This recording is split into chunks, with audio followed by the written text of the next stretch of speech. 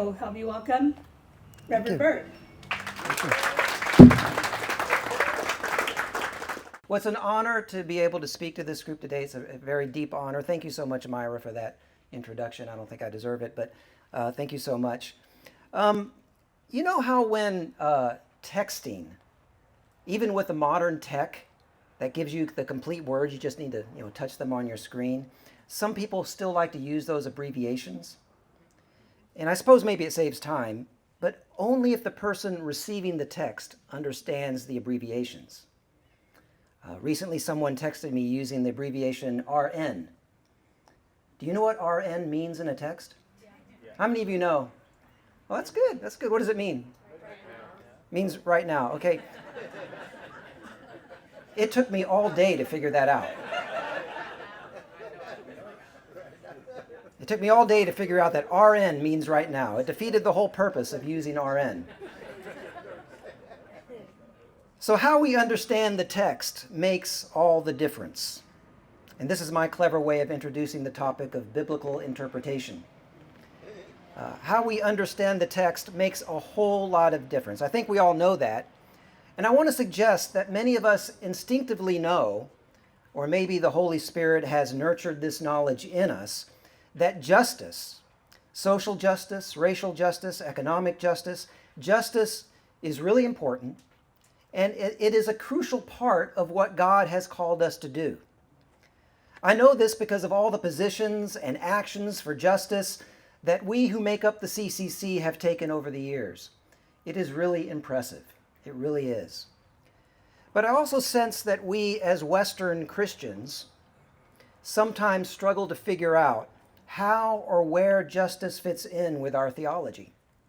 How or where justice fits in with the gospel message. That seems to be a problem in Western Christianity. And I want to suggest that part of our problem lies simply in reading an ancient text, the Bible, in a modern context. And things get lost in translation. Some things get lost in translation. I think our first mistake is when we read the Bible as a religious text, understanding it to be a religious text. Now, it might seem the most obvious thing in the world to think that the Bible is a religious text, but that's not necessarily how the texts that make up the Bible were understood when they were written. And a major part of the problem is what religion has come to mean in our modern world.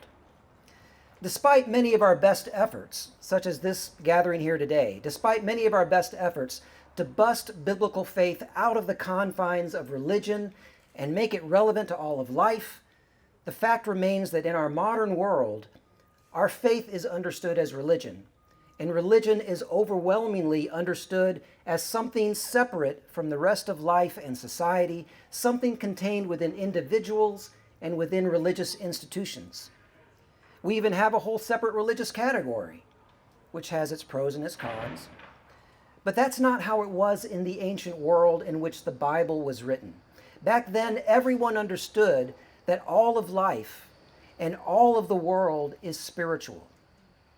And what we think of as religious institutions when we are reading the biblical text, temples and synagogues, these were not thought of as religious institutions. They were government and community institutions. Temples were built by and controlled by the government. They were institutions of power. Synagogues in ancient Israel were the town governments.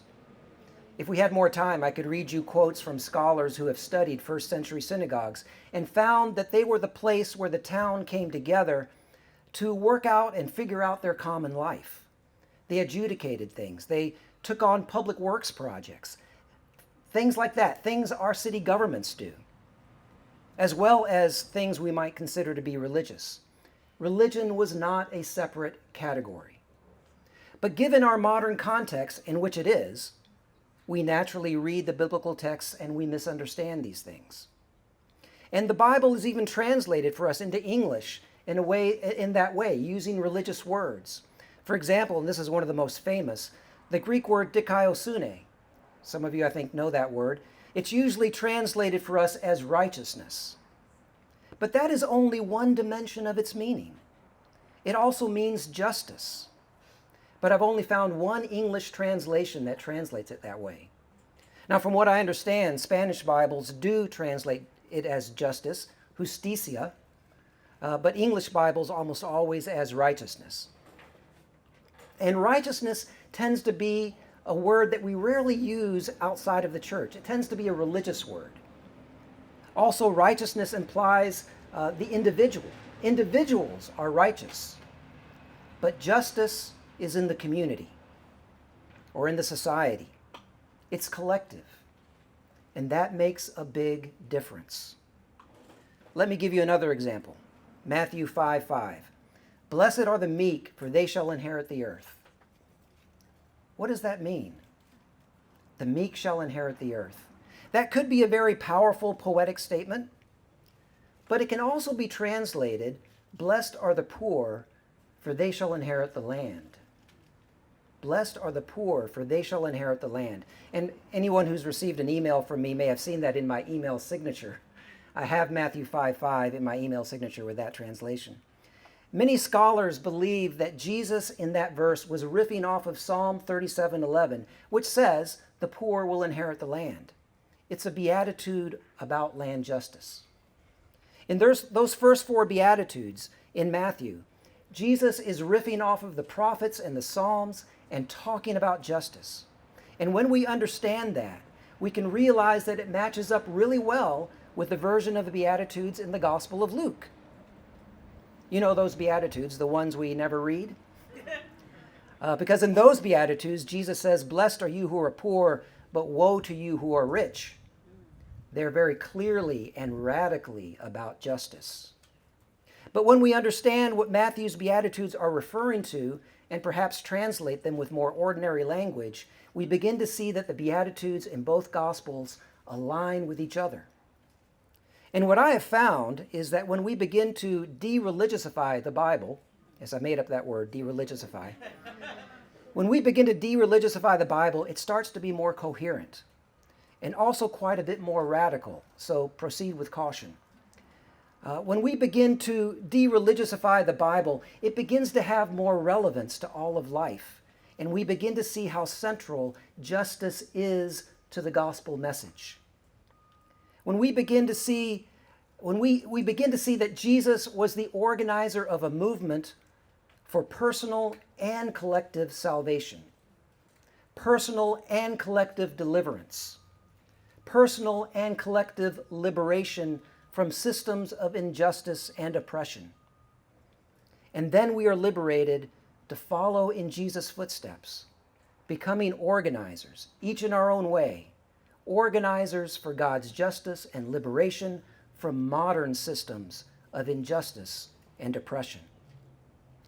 This is why when CCC clergy have been standing at the front lines against ICE to protect our immigrant brothers and sisters, we are doing the work of the gospel.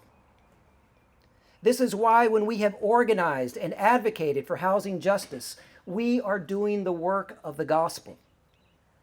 Recently, when we advocated for the new affordable housing in East Pasadena, a part of the city which has had almost no affordable housing, CCC members showed up. And I'm going to embarrass her here, but you should have heard Nayeli testify. She spoke so clearly and boldly, calling out the not-so-veiled racism and classism of some of the opposition speakers. And I want to point out she did that by Zoom. I want you to know you can do that. Nowadays, technology has made speaking up for justice really convenient. You don't even have to go in person to the meetings. You can do it from home, which is great news for those who can't make it in person all the time. I want to make sure you take a note of that. We are speaking boldly and prophetically. And we have more opportunities coming up. There are 2 more proposals for affordable housing in East Pasadena. We are experiencing a harvest of affordable housing, but we have to be vigilant to make sure that these things happen. There will be opportunities to advocate for local streams of funding for affordable housing.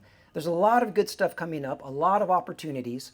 And so the Housing Justice Committee of the CCC has created a short questionnaire. And there's a QR code for it on a quarter sheet flyer. Has that been handed out yet?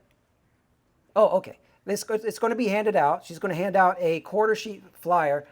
I think it's quarter sheet, or maybe it's half sheet. I can't tell from here. The plan was quarter sheet, but anyway, it's going to be a flyer. I see it looks a little kind of like a half sheet. Okay, a half sheet flyer with a QR code on it.